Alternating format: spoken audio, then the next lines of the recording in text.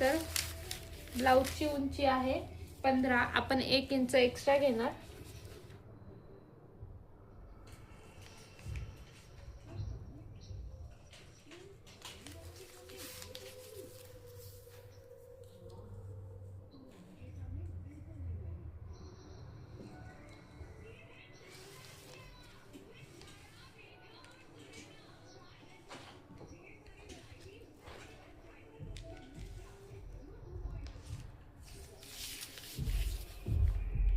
दोन्ही साइडला मार्किंग करायचे आपल्याला.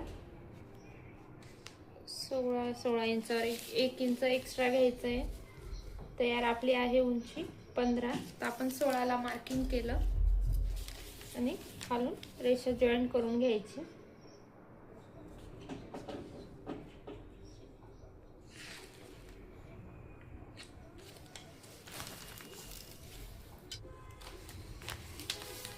त्यानंतर आपण इथे शोल्डर टाकणार आहोत. तर आपल्याला शोल्डर हे गळ्यावर डिपेंड असतं, गळा किती आहे. तर इथे मी 5.5 शोल्डर टाकणार आहे, कारण की आपला गळा हा डीप आहे आणि इथे 2.5ला गळा रुंदी मार्किंग केली. आर्महोल आपण 6 घेणार आहोत.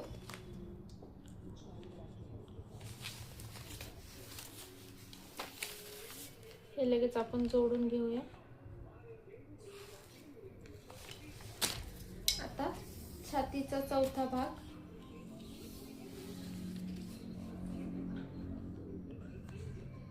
साडे 9 आणि पुढे 2 इंच आपलं एक्स्ट्रा मार्जिन.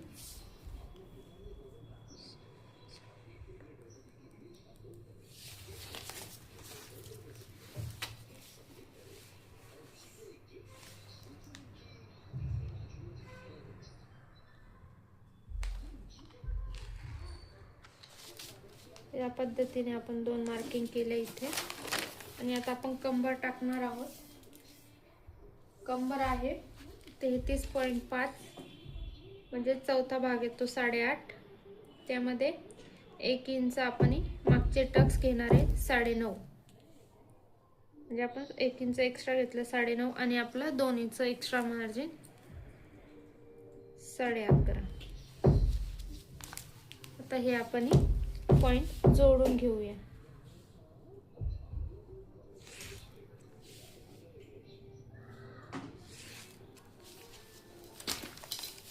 आता इथून आपण आर्महोलचा आकार देणार आहोत. तर त्यासाठी नेहमीप्रमाणे आपण इथला मध्य काढणार आहोत.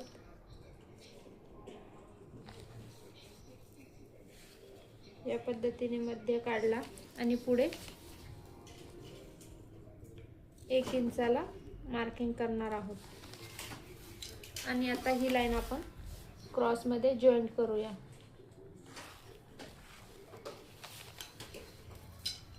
आता जी आपण क्रॉस मध्ये लाईन काढली त्याचा मध्य घ्यायचा आहे आपल्याला.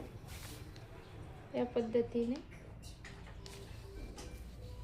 3ला एक मिडल पॉइंट घेतला. त्याच लाईन वरून अर्धा इंच वरती एक पॉइंट द्यायचा आहे खालून. आणि जो मिडल पॉइंट काढलाय तिथून आतमध्ये एक अर्धा इंचावर मार्किंग करायची आहे.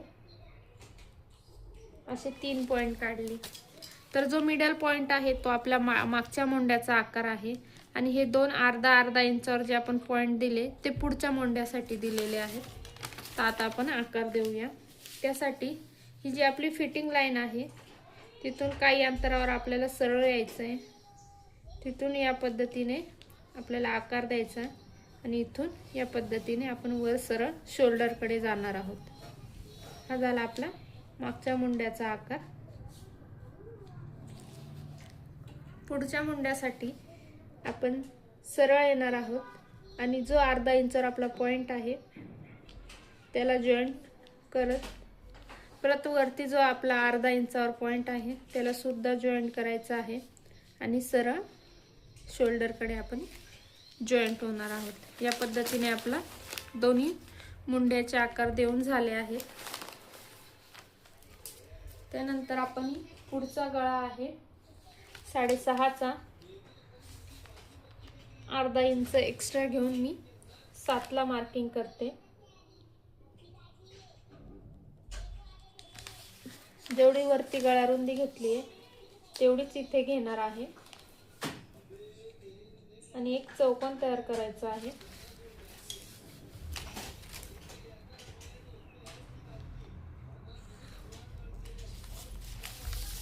आणि इथे आपण पुढच्या गळ्याचा आकार देणार आहोत, गोलाकार. या पद्धतीने प्रिन्स कट आहे त्यामुळे पुढचा आकार तुम्ही तुमच्या आवडीनुसार घेऊ शकता.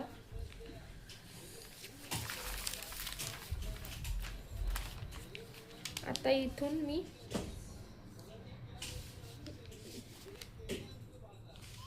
या लाईन पासून मी 4 इंचावर मार्किंग केलं आणि सरळ एक परत 4 इंचाला सरळ एक लाईन ड्रॉ केली.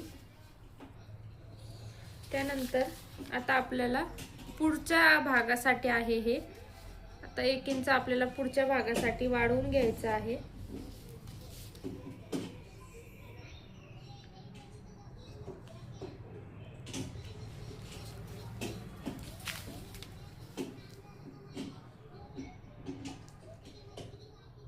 हे फक्त 1 इंच आपण पुढच्या भागासाठी वाढवतो, मागच्या भागासाठी नाही. ही लाईन मी स्ट्रेट खाली सरळ जॉईन करते. आता इथून मी आपला जो प्रिन्स कटचा आकार आहे तो देणार आहे. या पद्धतीने बघू शकता. इथून सरळ यायचं आहे आपल्याला आणि या पद्धतीने प्रिन्स कटचा आपण आकार दिलेला आहे.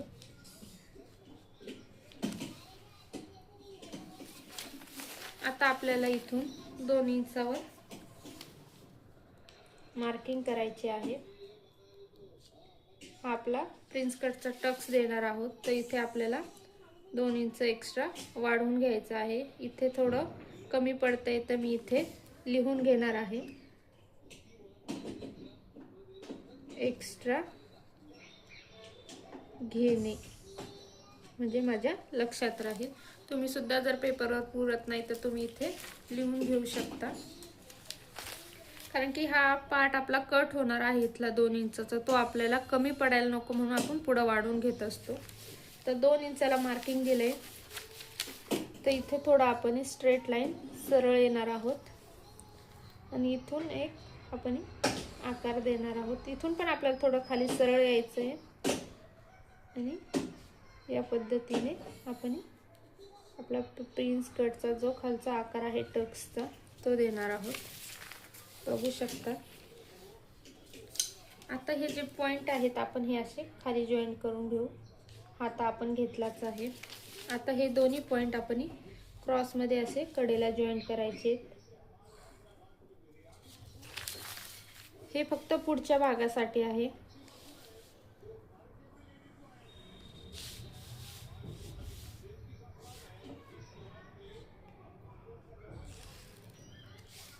या पद्धतीने.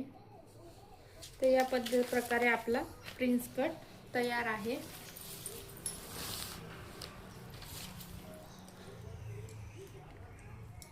साधी आणि सोपी पद्धत आहे. आता इथे कट करताना स्टार्टिंगला मी कडेने कट करून घेणार आहे. सरळ जशी मार्किंग आहे आपली त्या पद्धतीने. एक गोष्ट राहिली सांगायची,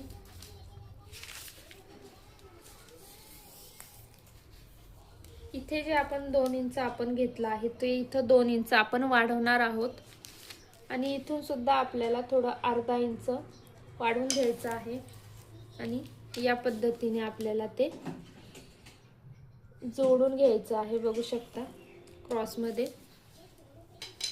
या पद्धतीने. हा पॉइंट राहिला होता तो मी आता क्लिअर करून दिला आहे.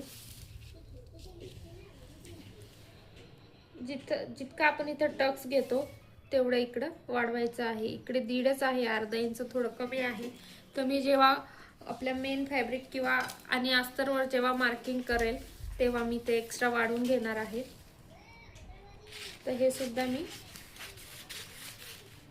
कट करून घेते. आता या भागातच आपल्याला फ्रंट आणि बॅक दोन्ही पार्ट निघतात.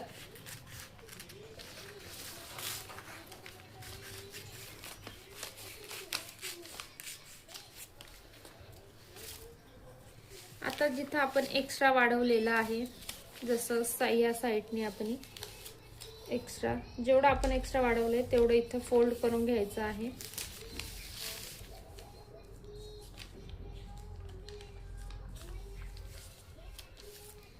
आणि हे आपण कट करून घ्यायचं, म्हणजे आपल्या मागचा भाग पार्ट सुद्धा व्यवस्थित तयार होतो. कारण की हे पुढच्या भागासाठीच आपण वाढवतो, मागच्या भागाशी त्याचा काही संबंध नसतो. थोडं कट मारते इथे मी दोन्ही पार्ट मध्ये. आणि जे आपण खाली 1 इंच वाढवलेलं आहे ते सुद्धा फोल्ड करून कट करून घ्यायचं आहे.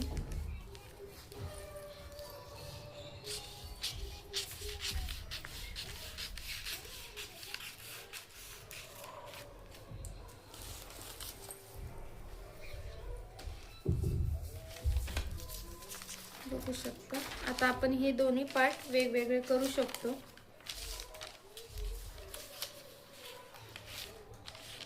आता आपला बॅक हा एकदम परफेक्ट तयार आहे कटिंग साठी.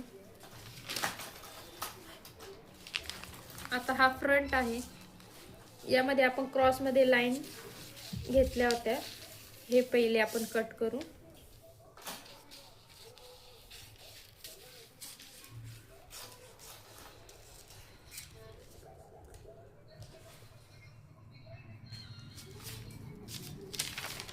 त्यानंतर मुंड्याचा आकार आहे तो कट करून घेऊया.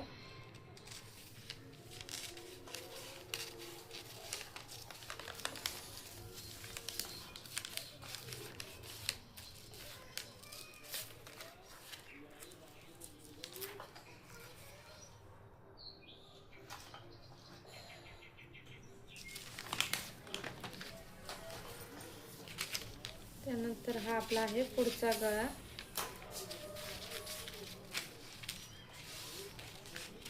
जर तुम्ही नॉड लावणार नसेल तर तुम्ही 2.25 इंच सुद्धा गळा रुंदी घेऊ शकता, पण मी याला नॉड लावणार आहे म्हणून मी 2.5 इंच घेतलेले आहे. आपला गळा हा डीप आहे मागचा, त्याच्यामुळे आपण शोल्डर जास्त घेतलेलं नाहीये. नाही तर प्रश्न पडतो की चेस्ट एवढी मोठी आहे तरी आपण शोल्डर एवढं छोटं का घेतलंय. कारण की आपला गळा हा मोठा आहे म्हणून आपण शोल्डर जास्त मोठं घेतलं नाही. जास्त मोठं घेतलं तर ते उतरू शकतं, ब्लाऊज व्यवस्थित बसणार नाही. आता हा जो आपण टक्स आहे एक्स्ट्राचा तो कट करून टाकू. या पद्धतीने आपला फ्रंट आणि हा बॅक पॅटर्न तयार आहे.